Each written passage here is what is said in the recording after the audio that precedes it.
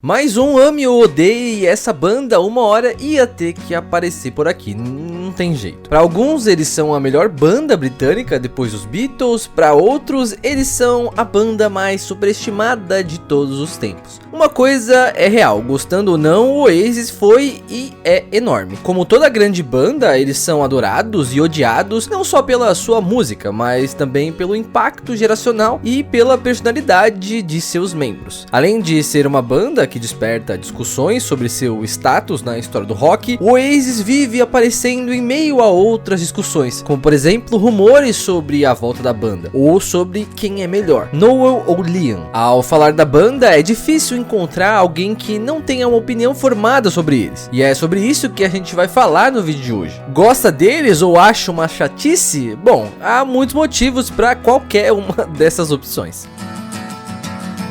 Today is gonna be the day that they're gonna throw it back to you. Vamos começar obviamente pelo lado bom dos caras, assim quem não curte a banda pelo menos passa a entender melhor de onde vem o hype. Eles levantaram a moral do rock britânico nos anos 90. Nos anos 90 o rock inglês estava totalmente perdido, isso porque todas as atenções estavam voltadas para o grunge, que estava colocando a música pop de cabeça para baixo nos Estados Unidos. No Reino Unido ainda tinham grandes bandas e desse começo dos anos 90 saíram cenas influentes como a neopsicodelia e o movimento Manchester. Porém as bandas dessas cenas não conseguiram furar a bolha do underground como o grunge fez nos Estados Unidos, e também esse rolê era visto como algo meio distante do rock, mas atrelado à cultura das raves que estavam bombando na Europa naquela época. Nesse contexto é que nasce o Oasis, que diferente das bandas de Manchester daquela época, trazia a guitarra como principal identidade do seu som. Além do som, eles conseguiram de um jeito caricato retomar aquela imagem de, entre aspas, bad boy para o rock, o que instantaneamente fez eles serem essa banda que causa reações diversas. A mídia entrou tanto nessa pira que a rivalidade deles com Blur veio desse contraste entre a sofisticação pop da banda de Damon Albarn versus a, entre aspas, marra roqueira dos irmãos Gallagher. Com isso, eles não só fizeram sucesso individualmente, mas levaram toda uma geração junto, marcando esse período como o que a gente conhece hoje como Britpop. Noel e Liam são símbolos de rockstar para uma geração. Algo que fez uma banda marcante, além das músicas, são os membros, e com o Oasis isso se mostrou de uma forma, vamos dizer assim, intensa. Há tempos a mídia britânica não encontrava uma banda tão perfeita para estampar ali nos seus tabloides. A fama de marrentos não era à toa, tanto Noel quanto Liam eles tiveram uma infância ali meio conturbada. O Noel, por exemplo, foi até mandado para um reformatório na adolescência. Quando eles alcançaram a fama, o relacionamento explosivo dos dois sempre foi um problema para uma rotina saudável da banda. Porém, apesar de toda a atenção da mídia, eles não ligavam para hype não e faziam o que vinha na cabeça mesmo. Daí saíram várias histórias bizarras e eu vou tentar não dar risada nisso, como da vez que eles conheceram Maradona e quase foram mortos por ele, ou da vez que o Liam simplesmente meteu o louco e não quis cantar no acústico da MTV, deixando tudo nas costas do Noel. Então assim, para uma geração que até então não tinha visto nenhum exemplo de rockstar, esses caras eram o principal símbolo de rebeldia adolescente. Além da fama, eles também transmitiam essa vibe imponente na música. O Liam é até hoje um frontman que é impossível não reconhecer. A voz dele é anasalada, com aquele sotaque de Manchester, o jeito que ele anda em cima do palco, enfim, ele tem aquele estilo próprio dele. O Noel simplesmente definiu o som de guitarra pop e rock dos anos 90, com uma distorção que é pesada, mas ao mesmo tempo é acessível, divertida e moderna. O feeling que ele tem para as composições, tanto para hits de estádio como para baladas, influenciou muita gente nesse lance de fazer o rock ser uma música pop mesmo. Eles são uma das bandas mais influentes de todos os tempos. Como a gente disse, eles colocaram o rock britânico em um lugar de destaque, assim como havia rolado nos anos 60 e 70. Com isso, eles também influenciaram muita gente que veio depois a fazer o mesmo. Quando eles surgiram, o primeiro foi ilustre da banda foi Johnny Marr, guitarrista do Smiths. Você pode pensar que talvez não tenha nada a ver o Johnny Marr, de um rolê mais alternativo, ter entrado na onda de bad boy deles, mas isso rolou. Na sua autobiografia, o Johnny Marr diz que quando viu a banda ao vivo pela primeira vez, sabia que eles iriam estourar, porque mesmo sendo apenas guitarras barulhentos, soava como um som do futuro. Sem dúvidas, o principal poder de influência do Oasis está nas bandas britânicas de indie rock dos anos 2000. Arctic Monkeys, Kasabian, The Cooks, todas essas bandas já disseram ter o Oasis como uma referência. E realmente, as guitarras distorcidas colocadas em refrões pop é algo que o Oasis implantou na mente das bandas britânicas que vieram depois deles. Não à toa, muita gente ao falar sobre o som do Oasis os classifica como indie rock. Então, ao mesmo tempo que os caras renovaram o som dos anos 60 e 70, eles fizeram uma parada que é referência até hoje, ligaram o passado com o futuro. Agora que a gente explicou brevemente o que eles significaram, a gente vai abordar porque eles são uma banda que muita gente não consegue ali se aproximar. Discografia irregular. Ao falar com os fãs de Oasis, a grande maioria vai dizer que o álbum preferido é ou o primeiro, Definitely Maybe, de 94, ou o segundo, What's the Story, Morning Glory, de 95. Raramente a resposta vai ser diferente dessas duas opções, mas assim o Oasis tem 7 álbuns na sua discografia, e essa preferência pelos 2 primeiros é reflexo da trajetória da banda, que é bem irregular. Isso fica mais complicado se a gente comparar com os outros nomes ingleses que surgiram na mesma época do Oasis. Só para ficar em 2 exemplos bem claros, Radiohead e Damon Albarn. Ambos foram evoluindo com o tempo e não repetindo a mesma fórmula de sempre. Com o Oasis isso não rolou. Depois dos anos 90, a banda produziu uma sequência de álbuns que traziam uma leve variada, às vezes mais folk, às vezes mais psicodélico, mas sem apresentar uma evolução. No caso do Oasis, isso é um defeito sim, afinal a banda ficou famosa por ser algo inovador no rock da época, então fica difícil dizer que uma banda que, entre aspas, parou no tempo, é do mesmo nível que os Beatles. Um conceito meio qualquer coisa. Diferente de outras bandas lendárias do rock inglês, o Oasis nunca foi apontado por ter letras profundas ou conceitos elaborados por trás de seus discos. É claro que a banda tem sua relevância por tudo que a gente já falou, mas a banda sempre é comparada com Beatles, Stones, The Who, enfim, bandas que revolucionaram sua época além da música com conceitos visuais e referências reflexivas. O Oasis sempre abordou em seus discos aquele clima geral de rebeldia, de encontrar sua personalidade, de como lidar com os sentimentos, e por isso muita gente vê as letras da banda como apenas um escape juvenil à rotina da vida. Os caras da banda parecem não gostar muito desse lance mais intelectual, característico do rock inglês. Uma vez, para vocês terem uma ideia, o Noel Gallagher disse numa entrevista que pessoas que escrevem livros são idiotas. Eles são muito, mas muito chatos. Além de não serem grandes referências intelectuais, os irmãos Gallagher também têm o dom da antipatia e sempre aparecem falando besteira sobre alguém sem motivo algum. Desde que a banda acabou, eles vivem trocando farpas através de entrevistas e sempre acaba sobrando pra alguém que não tem nada a ver com a história. Quem mais gosta de falar mal dos outros é o Noel. Parece que ele nunca tá feliz com a música atual. É sério. Adele, Arctic Monkeys, Jay-Z, Jake Bugg são só alguns nomes aí que ele já criticou de maneira assim meio sem noção. Bom, e isso rola assim desde o começo do Oasis. Em 96, o Noel chegou a dizer que o Oasis seria maior que os próprios Beatles. E com isso é normal que as pessoas torçam o nariz pra banda, mesmo não conhecendo muito o som, porque os caras parecem aqueles tiozão do rock chato, sabe? Entre muitas coisas, eles foram uma banda que conseguiram marcar uma geração, e dentre as autenticidades que fizeram a banda icônica, a arrogância é uma delas. Mas assim, se a gente parar pra pensar, é isso que define as grandes bandas. Uma personalidade com virtudes e imperfeições, mas altamente reconhecível.